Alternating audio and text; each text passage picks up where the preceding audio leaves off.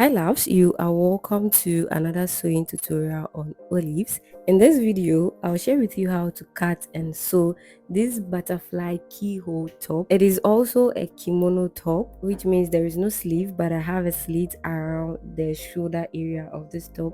So if you're interested in learning something like this, do keep on watching. Let's get right into this video. Okay loves, so this is the material I'll be making use of. I also have my paper here which I'll be drafting on before I cut right on the fabric. The width of this paper I have here is not as wide as the actual width of the material I am going to use, okay, but at least for the keyhole effect to be on the paper and be able to cut out. Okay, as usual, I'm going to draw in my starting point, CB/CF, that means center front, center back. I don't intend having a seam line on my shoulder, so I'm going to keep my shoulder on fold. Sometimes the fabric or material you want to use might not be enough for you to have your shoulder on fold, so you can always have a seam on your shoulder. Okay, I'll input my shoulder to waist, which is 16.5, shoulder to hip, which will be 26.5, and then the length of the top will be 29. Yeah,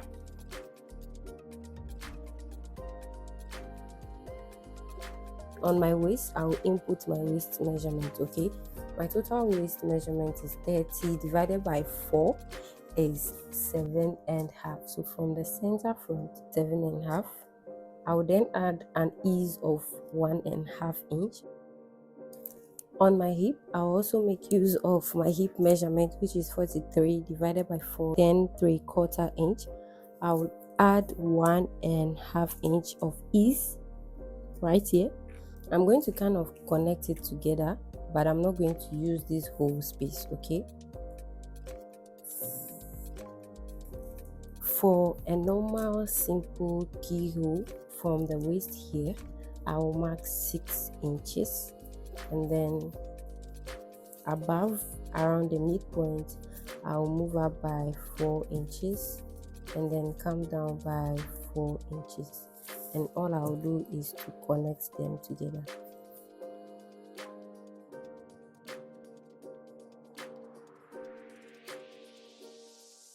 You can also decide to have a smaller keyhole. I want mine to be a bit wider than this. I'm going to mark down from the shoulder 10 inches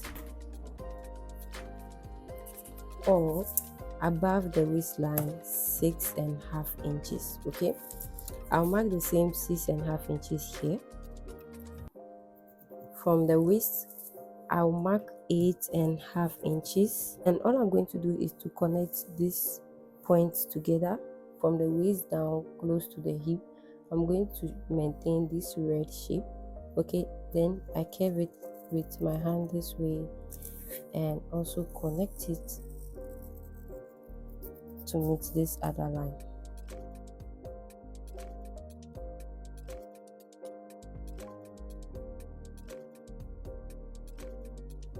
From the circumference of the circle, I'll mark in 1/4 inch round.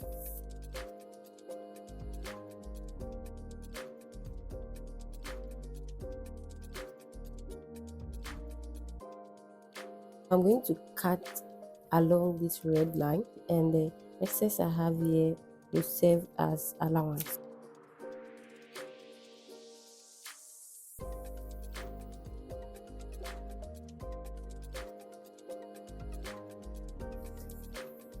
Now that I'm done cutting the keyhole, I'll bring over my fabric, and before I forget, almost 2 yards. So I'm going to first fold it into 2 like this. So right from the folded part down to the hem is about 29 to 29.5 inches. So this is what I have. I'll fold again into 4 equal parts. I'll also pin the shoulder in place.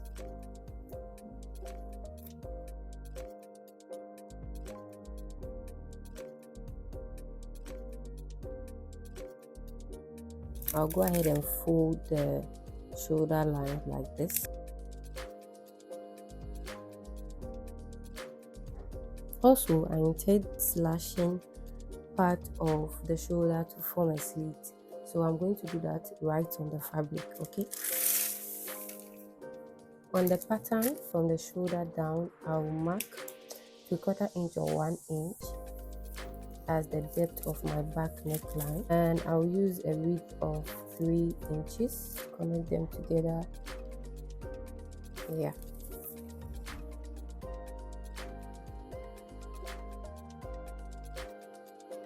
I'll go ahead to place the paper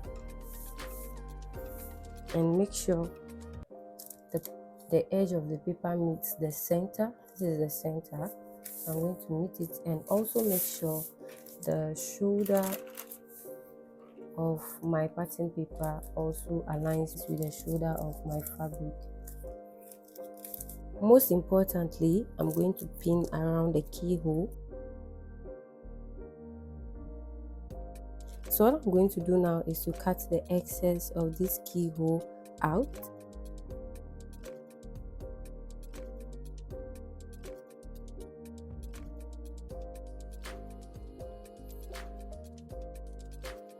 Along the side, I have enough fabric to accommodate the length of the shoulder I want. Okay, I would also cut out the back neckline. Both front and back are together. Okay, so I'm going to separate the front from the back, so I could also cut the center of the front. So I'm going to notch the center. So here is the shoulder. To create my sleeve, from the edge of the shoulder like this, I'm going to mark 12 inches. Okay, so I'm going to slash through.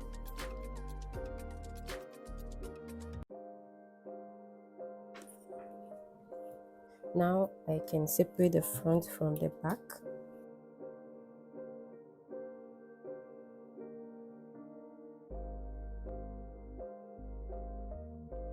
I'll keep it in place. Okay, and this is also the shoulder line. Okay, I'll mark down, say 14 inches from here, or 12 inches from here, and slant it. Now while slanting, I'll make sure it blends together. In fact, I'm just going to use my ruler to do whatever I want to do. So I'm going to take it like this. Okay, and then just blend it down like this. Okay, so it means I'm going to cut here off, and then the folded leftover I will slash through.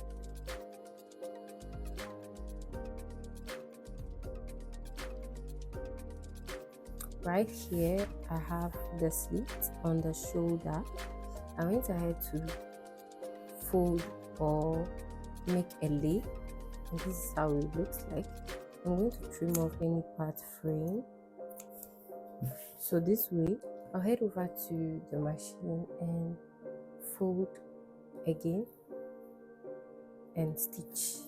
While making the first stitch, I made sure that at the point where there is no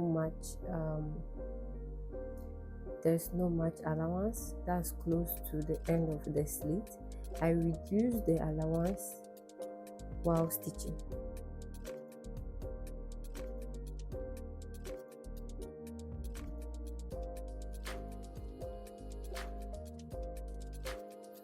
Now that I've worked on the slit, what I'm going to do next is to grab the side, turn a lay, and then make a fold. Turn a lay and make a fold.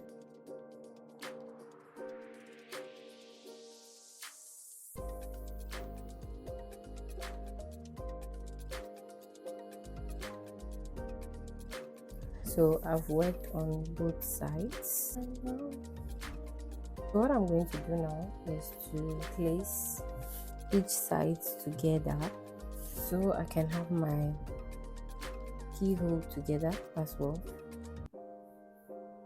I'm going to first pin one side like this.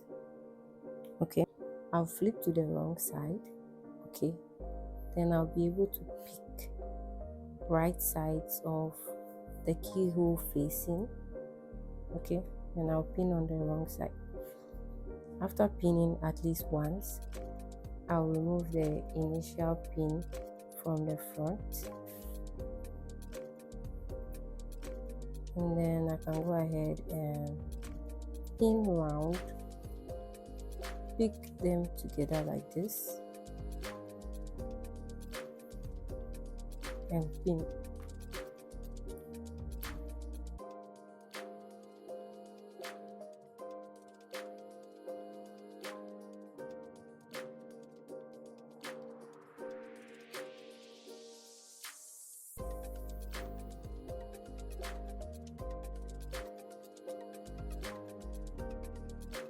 I'll head over to the machine and stitch 1/4 inch round following my pin. After stitching, this is how it looks like. I went ahead to trim off excess off cam, and then the next thing to do is notch round.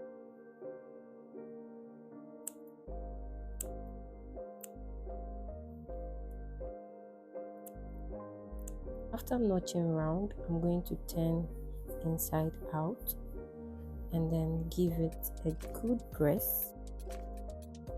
This is my keyhole now. I'm not going to leave the rough side looking like this. Okay, so what I'm going to do now, pin round,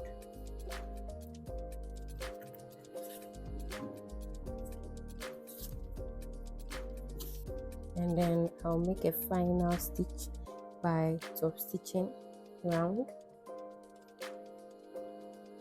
Make sure you trim enough so by the time you make the last stitch, your excess will be inside your final stitch. I don't know if I just made sense.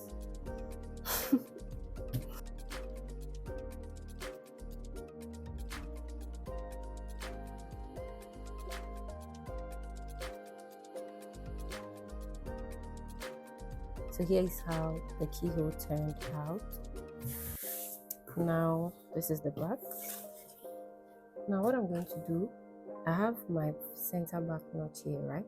I'm just going to hold it in place. I'll need to add a band along the opening. I measured from the center back through to the hem.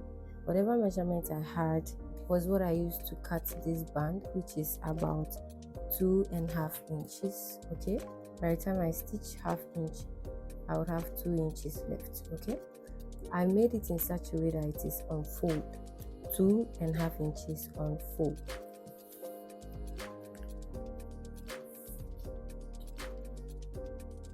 So here is going to be the center back. I will notch and then pin it together like this.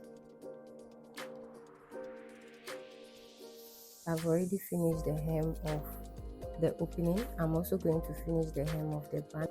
So to close the opening at the lower part, I'll fold it right sides facing and then go ahead and stitch with 1/2 inch.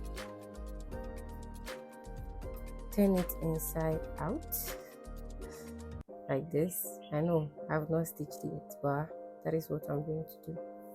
I'll do same to the other end.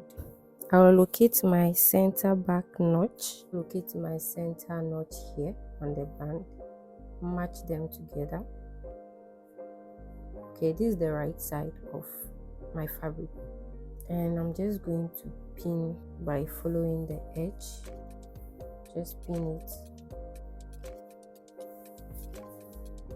so I get to the end, and then I'll stitch all around. Okay, so when I stitch, then it becomes like this.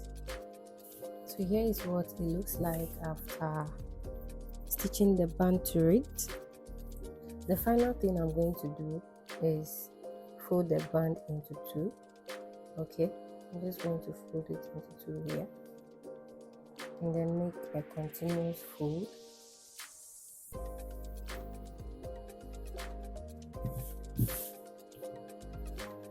What I'm trying to do is to create a little shawl collar out of it, so it will just overlap a little bit.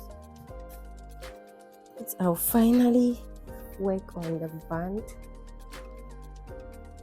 just sew the allowance and turn it inside out, and that will be all. I really enjoyed wearing this outfit. I hope you enjoyed watching and learning as well. Do let me know what you think in the comment section. Do subscribe to the channel, turn on the notification bell, and I hope you try making one for yourself. Thank you so much for watching. I'll see you in the next one. Bye.